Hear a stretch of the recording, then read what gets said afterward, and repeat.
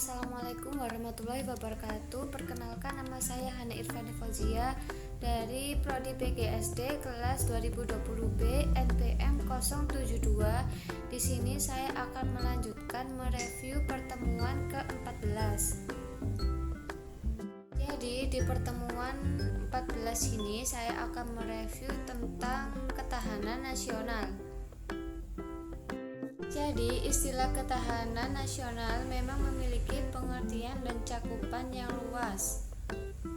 Secara etimologi, ketahanan nasional berasal dari kata tahan yang berarti tabah dan kuat, dapat menguasai diri, gigih, dan tidak mengenal menyerah. Dari kata nasional berasal dari kata nation yang berarti bangsa sebagai politik. Bangsa sebagai politik adalah persekutuan hidup dari orang-orang yang telah menegara. Gagasan pokok dari ajaran ketahanan nasional adalah bahwa suatu bangsa atau negara hanya akan dapat mempertahankan kelangsungan hidupnya apabila negara atau bangsa itu memiliki ketahanan sendiri. Seseorang mampu mempertahankan kelangsungan hidupnya hanya apabila tersebut memiliki ketahanan diri. Mungkin ada pertanyaan, apakah sih sebenarnya yang dimaksud ketahanan nasional atau disingkat Timnas itu? Menurut salah satu seseorang ahli ketahanan nasional Indonesia, definisi ketahanan nasional itu mungkin berbeda-beda karena menyusun definisi melihatnya dari sudut yang berbeda-beda. Menurut ketahanan nasional memiliki lebih dari satu wajah. Dengan perkataan lain, ketahanan nasional berwajah ganda, yakni ketahanan nasional sebagai konsepsi ketahanan nasional sebagai kondisi dan pertahanan nasional sebagai strategi. Untuk yang kedua, ketahanan nasional sebagai kondisi. Ketahanan nasional sebagai kondisi. Pengertian kedua ini sebagai ilustrasi apabila kita mengatakan bahwa ketahanan nasional Indonesia pada masa kini lebih tinggi tingkatnya dibandingkan tahun lalu. Kondisi Indonesia tersebut diukur dengan menggunakan kondisi ketahanan.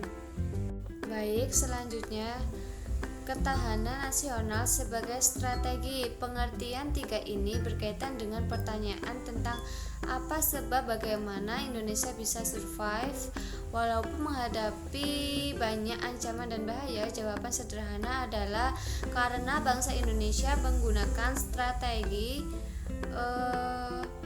ketahanan nasional. Jadi dalam pengertian ketiga ini, ketahanan nasional dipandang sebagai cara atau pendekatan dengan menggunakan ajaran Astragatra, yang berarti mengikut sertakan segala aspek alamiah dan sosial guna diperhitungkan dan menanggulangi ancaman yang ada. Jadi, tentang tiga wajah ketahanan nasional ini selanjutnya berkembang dan terumuskan dalam dokumen kenegaraan.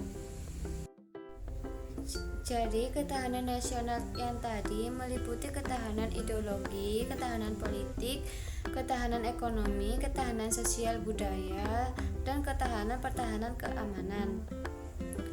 Untuk ketahanan ideologi adalah kondisi mental bangsa Indonesia yang berlandaskan keyakinan akan kemampuan untuk menggalang dan memelihara persatuan dan kesatuan nasional.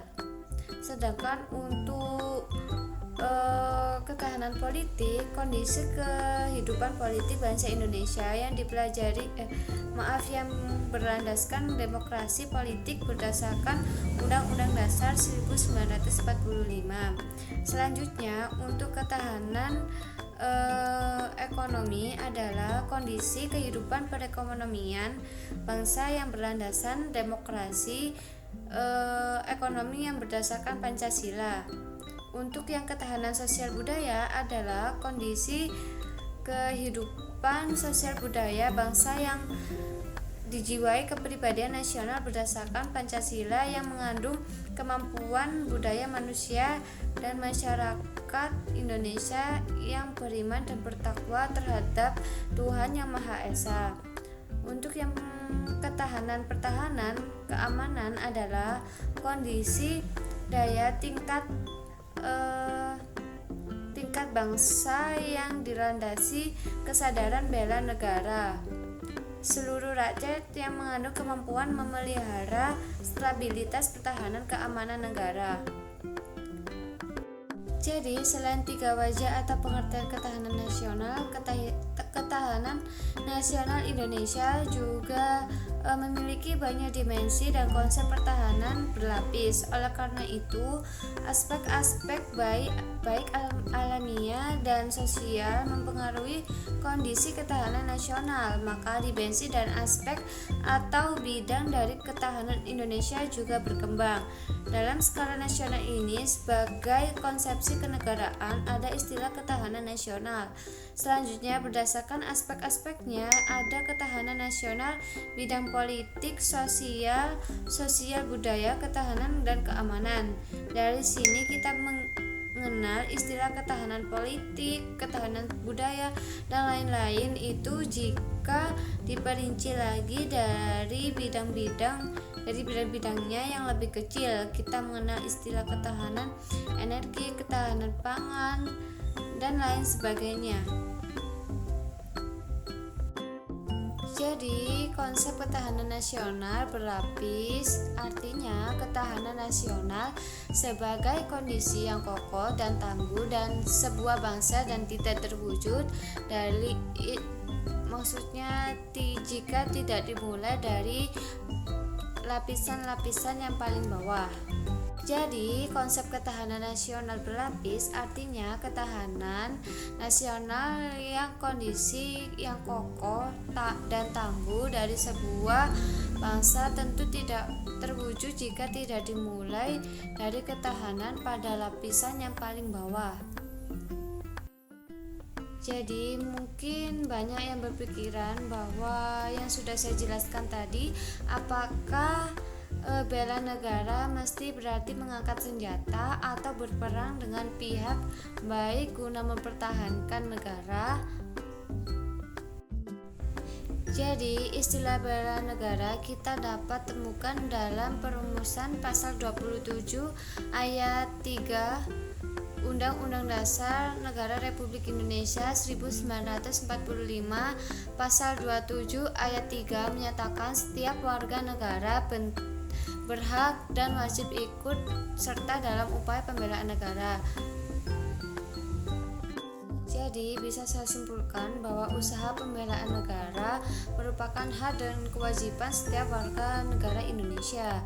Hal ini berkonsekuensi bahwa setiap warga negara berhak dan wajib untuk ikut serta dalam menentukan kebijakan tentang pembelaan negara tersebut melalui lembaga-lembaga perwakilan sesuai Undang-Undang Dasar.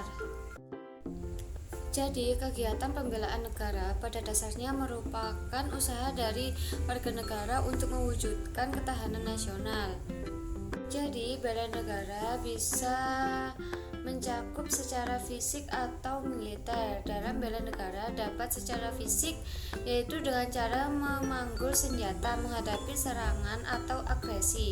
Sedangkan untuk non fisik adalah segala upaya untuk mempertahankan negara kesatuan Republik Indonesia dengan cara meningkatkan kesadaran berbangsa dan bernegara, menanamkan kecintaan terhadap cinta tanah air kebangsaan, yaitu bangsa Indonesia. Jadi itu saja yang bisa saya sampaikan, kurang lebihnya mohon maaf. Wassalamualaikum warahmatullahi wabarakatuh.